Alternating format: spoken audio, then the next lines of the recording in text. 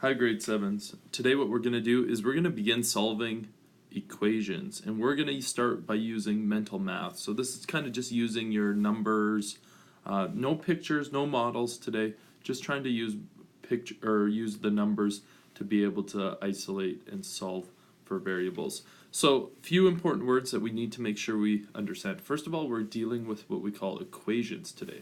So equations are an expression. So remember, an expression has letters and numbers and operations to it, like 2x plus 2 is an expression. An equation is two expressions that are connected with equivalence. So that's pretty complicated. Basically, it's saying we have an equal sign, and then we have something on the other side. It might be a single number, it might be another kind of expression. So if you had something like 2x plus 2 equals 8, because we have an equal sign, this is now called an equation.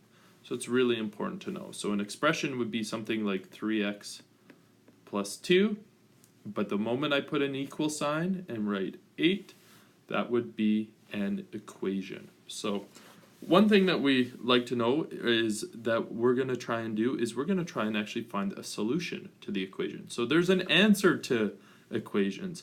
There's values for the variable that actually make it true. And that's what we want to find out. Like for example, in this equation here, 2x plus 2 equals 8. Not every answer would work. Okay? You could probably look at this and say 2 times what number plus 2 gives me 8. And you could try testing some numbers and you could say, but eventually you come to the conclusion 2 times 3. So if we put 3 in for the x, plus 8 or plus 2 equals 8, this makes a true statement. 2 times 3 is 6. So this becomes 6. 6 plus 2 does equal 8. So the answer to this equation is x is 3. That's the value for x that makes it true. That's a solution to the equation. So it's really important that we can figure these out. Now, while we're figuring these out, I'm going to use some important terms. First thing is, we're going to talk about isolating the variable. We want to get x by itself. That's going to tell us what x equals. So this is really important, isolating the variable. I'm going to talk about that over and over and over.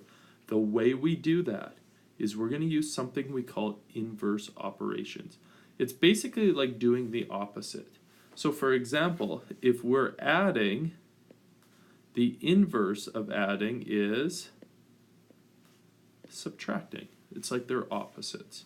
If we were subtracting, the opposite of subtracting is adding. If we were multiplying, the inverse operation, the opposite of multiplying, is dividing. If we were dividing, the inverse operation is multiplying. So it's really important that we understand what isolating the variable is. We're trying to get the variable by itself. How do we do that? It's by doing opposites, by doing what we call inverse operations. So let's try a few of these out and see if we can make sense of these. So the first equation that we're going to try here is going to be an equation like this. Let's say we have got n plus 7 equals 11. So in this question here, you're going to end up saying to yourself, well, I think I could probably figure this out pretty easily on my own. What number plus 7 gives us 11? You probably say, oh, I know what this is. This is 4. But let's try it by isolating the variable. So we want to isolate n here. That's the variable. We want to get it by itself, on its own, on the equal sign. And we said that we do this by doing opposite or inverse operations. So what's happening to the n? Well, it's being added by 7.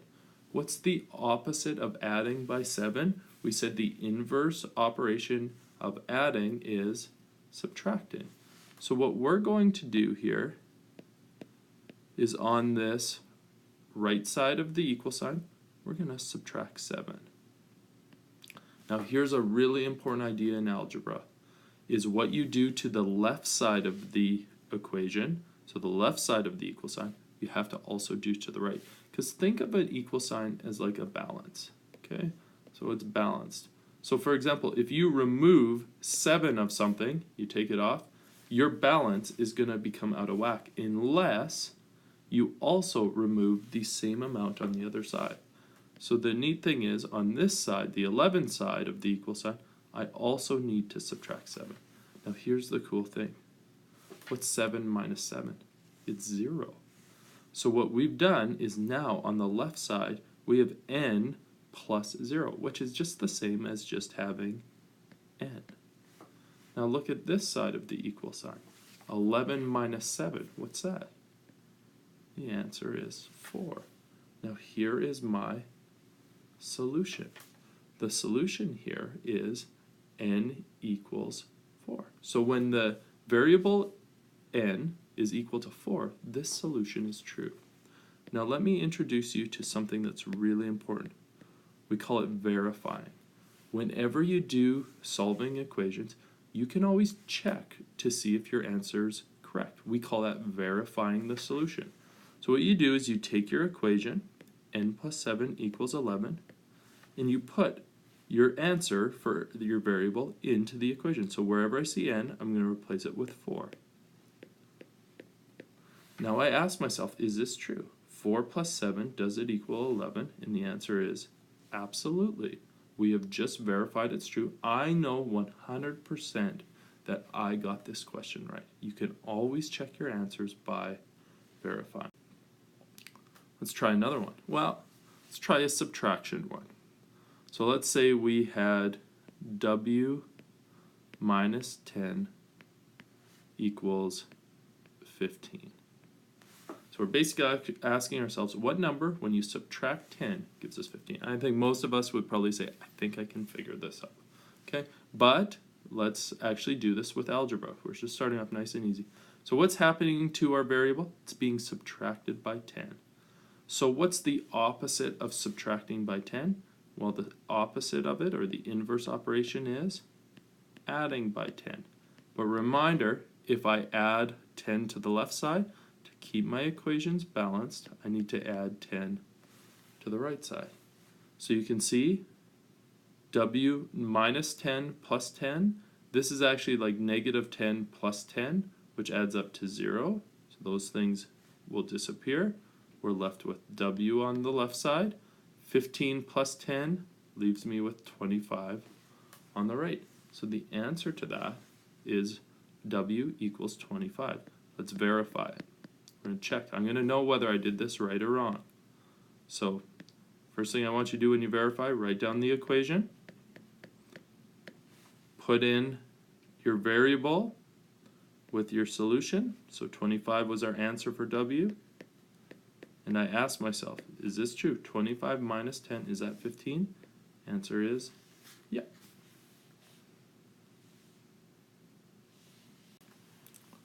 Let's do some multiplying and dividing.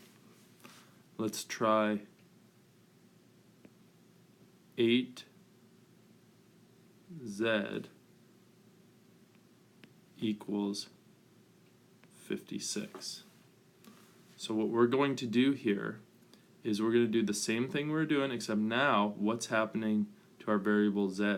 And the answer is it's being multiplied by 8. Remember, if you don't see an operator in algebra, we assume that's multiplication.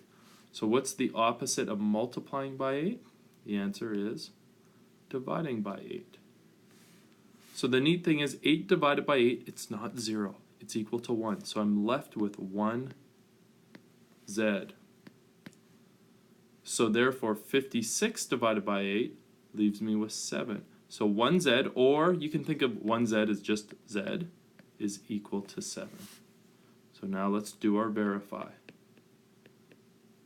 So our verify here is 8 times z equals 56. We know our answer is 7. I'm going to put 7 in for z. Is this true? 8 times 7, does that equal 56? Answer is absolutely. So we're done. Last thing I'm going to show you. And we'll spend much more time on this in our next lesson. Let's say we had a question like this. 2n plus 4 equals 12.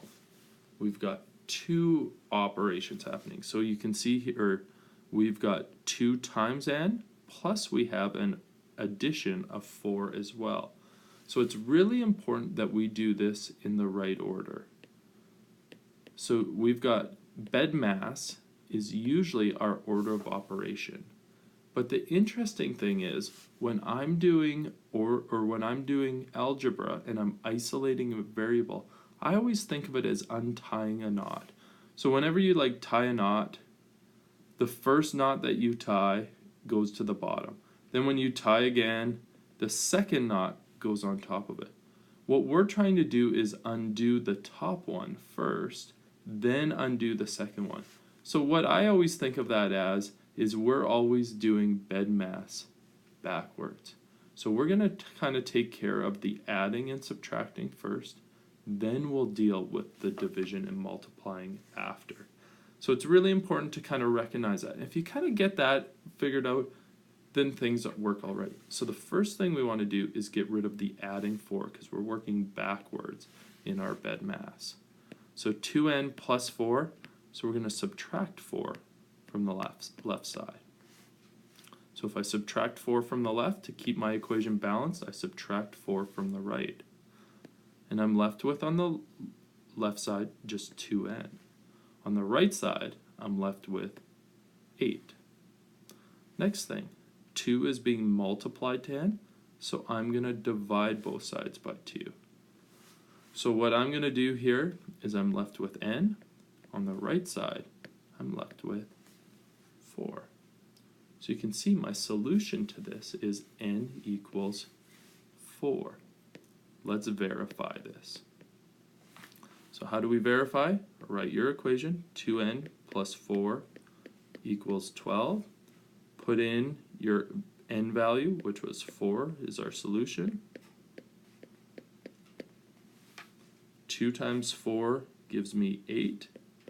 8 plus 4, does that equal 12? And the answer is yep. I know that I did my question perfectly right. Well, this is a beginning of a big journey in algebra. You'll do lots of this in grade 7. You'll do more of it in grade 8. You'll do more of it in grade 9. And we're going to try and build these skills right through so that when you hit things like science in high school, your algebra skills will be top-notch and you'll be able to handle any type of equation thrown at you.